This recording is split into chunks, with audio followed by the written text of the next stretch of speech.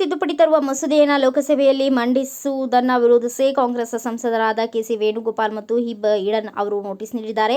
ಇಂದು ರಾಹುಲ್ ಗಾಂಧಿ ಅಧ್ಯಕ್ಷತೆಯಲ್ಲಿ ನಡೆದ ಕಾಂಗ್ರೆಸ್ ಸಂಸದರ ಸಭೆಯಲ್ಲಿ ವಕ್ಫ್ ಕಾಯ್ದೆ ತಿದ್ದುಪಡಿ ಮಸೂದೆ ಕುರಿತು ಚರ್ಚಿಸಲಾಗಿದ್ದು, ಮಸೂದೆಯನ್ನು ಒಮ್ಮತದಿಂದ ವಿರೋಧಿಸಲು ಕಾಂಗ್ರೆಸ್ ಸಂಸದರು ನಿರ್ಧರಿಸಿದ್ದಾರೆ. ಇತರ ವಿರೋಧ ಪಕ್ಷಗಳು ಕೂಡ ಪ್ರಸ್ತಾವಿತ ತಿದ್ದುಪಡಿಗಳ ಬಗ್ಗೆ ಕಳವಳ ವ್ಯಕ್ತಪಡಿಸಿದ್ದು, ಮಸೂದೆಯನ್ನು ಸಂಸತ್ತಿನ ಸ್ಥಾಯಿ ಸಮಿತಿಯ ಪರಿಶೀಲನೆಗೆ ಕಳುಹಿಸಬೇಕು ಎಂದು ಒತ್ತಾಯಿಸಿದ್ದಾರೆ.